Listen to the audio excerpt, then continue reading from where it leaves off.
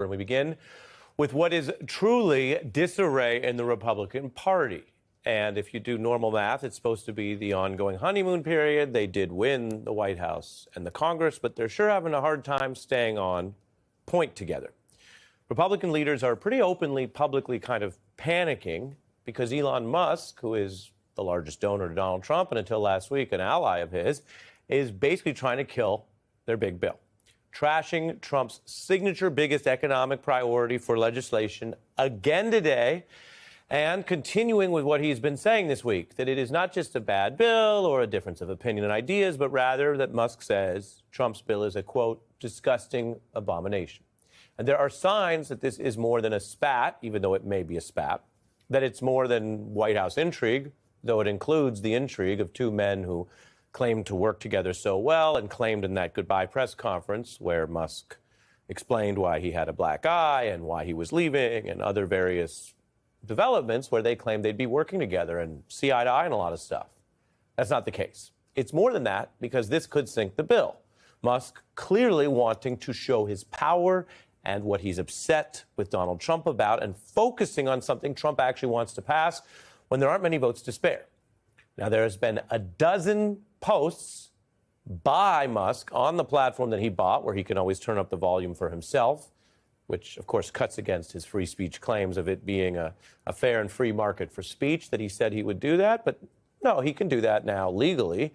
And he has been railing against the Trump bill.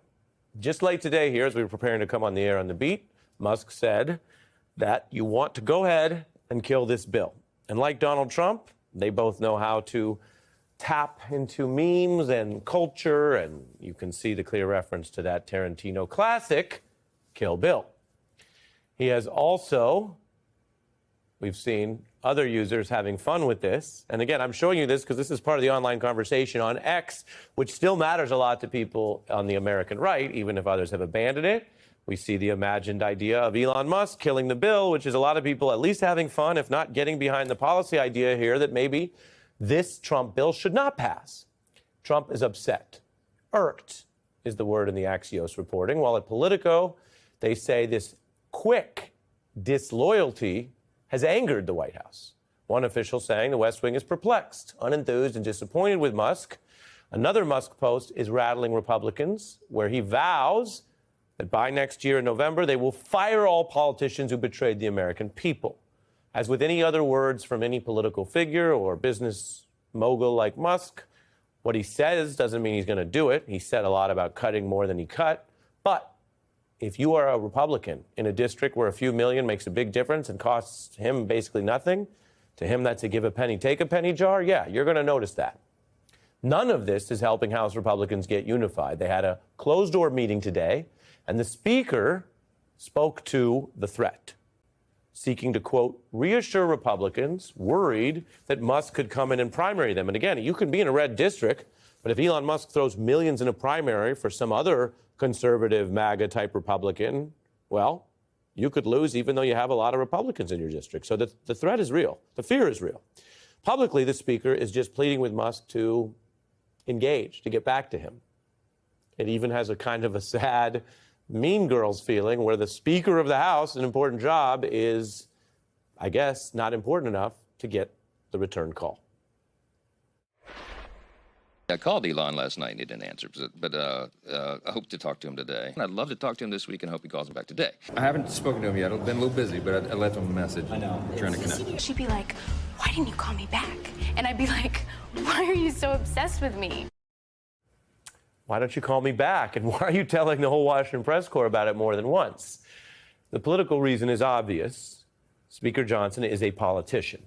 And whatever vanity or ego one might have about not seeming important enough, the larger ego is he wants to do anything he can in a private phone call or a public sign to try to warm up to Musk, because this is a person who, even after leaving the White House, might be able to flip a couple votes. And if it comes to the House, if they come up with one big, beautiful bill that is coming out of conference and the House has to pass it, Speaker can't afford to lose a couple votes to Elon Musk. The feud has also riveted America, partly because it's easy to follow, right? Some of the Doge cuts, some of the other things we've been following in the rule of law. arena are slow and complicated, important. But this one, just like the Mean Girls episode reference, this one anyone can get. And so the comics, the late night comics, are having a field day. Trump versus Elon. What an unexpected. I'm not sure who to root for. It's like Diddy versus R. Kelly. Elon Musk is now blasting President Trump's big, beautiful bill as a disgusting abomination. Yeah, and that's coming from the guy who made the Cybertruck. Elon has to be careful. You come out that hard against Trump's central legislative achievement, and you're going to be the first white person to get deported. On and on it goes, some of it quite personal, some of it not actually about what's in this bill. And there are a lot of different things in this bill. We don't really know whether it is majority policy that's concerning Musk or majority personal, given this big breakup they just had.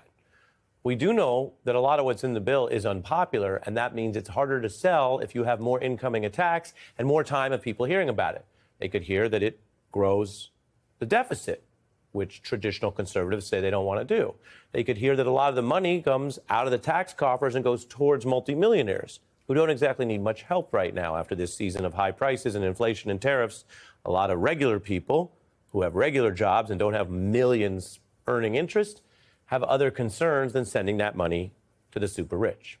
And there's a lot of elements that would slash health care. 9 million people could lose health care. So I want to remind you the policy matters here. And if people hear more about that, that might hurt the Trump effort, which is interesting because now some Republicans seeing this opening that a big, super recently MAGA person is also attacking the bill has opened up a lane to agree with parts of Musk's takedown. What do you make of Elon Musk criticizing the one big beautiful bill? Well, you know, I have to agree with him. It's the most inefficient piece of crap I've ever seen. I mean, it really is a horrible, horrible bill. Does what Elon said give you additional kind of help in your quest on this? Yeah, it certainly bolsters our case. He was in the inside. He showed us with President Trump how to do this. You actually look at the numbers, take the personalities out of it, take the invective out of it, take the insults out of it. Look at the cold, hard facts. Once this bill votes and this debt ceiling goes through, the debt is owned by the GOP, and there is no more campaigning and saying this is the Democrats. It will be owned by the Republicans, and I think that's a huge mistake. Huge mistake, says Republican Rand Paul. They will own the debt. And boy, how much debt is it going to be? Over $2 trillion on the decade. That's according to the Nonpartisan Congressional Budget Office. It's hard to take the word trillion and make it mean anything. A lot of us in journalism, we weren't necessarily that great at math. That's why we have this job. But over at HuffPo, they have the number of zeros it takes, right? I mean, it's just a massive amount of debt. Many people have pointed out that when you get to these high numbers of debt, the interest alone, servicing the debt, costs more than other important things like health care, which they're cutting, and even Pentagon spending.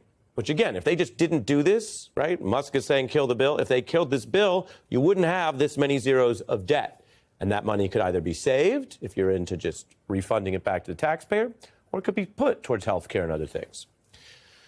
I mentioned that the estimates range. There's some estimates we've seen about 9 million going off healthcare. Others could be 16 million. It depends basically on whether you use the larger number of combining people losing Medicaid and the likely loss under whether it's hard or easier to be on the ACA, the Obamacare.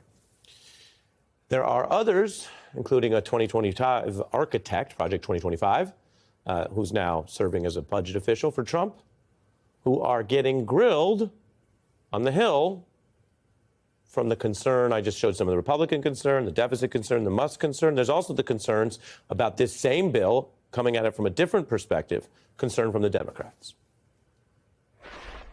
Candidly, Director Vogt, I think your agenda is a danger to our country. You want a government so broken, so dysfunctional, so starved of resources, so full of incompetent political lackeys and bereft of experts and professionals that its departments and agencies cannot feasibly achieve the goals and the missions to which they are lawfully directed. Waste, fraud, and abuse are not the targets of this administration.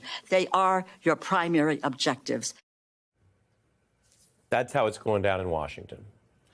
Elon Musk was convinced he could be a very impactful, powerful ally of Donald Trump. It wasn't enough to give money and get something back. That's how a lot of transactional people approach politics. We've covered that and the sometimes alleged conflicts and double dealing of that. But it was more than that. He bought one of the largest platforms in politics that everybody knows about, Twitter, now X. He went out and personally campaigned, including this year, going out in a Wisconsin race that he lost. And he puffed himself up at the cabinet meetings and everywhere else. He wanted to prove how powerful he was. Here we are in a new week and inflection point in the second Trump term, and all of those things are still true, except in the other direction. He seems to want to prove how powerful he is also in stopping Trump priorities. Instead of supporting an economic agenda or helping write it with his so-called efficiency program, he now wants to stop it, or as he would say, kill it. Is he as powerful on the outside as he wanted to be on the inside? That's what we're all about to find out, along with whether this bill that affects so many people is going to be killed.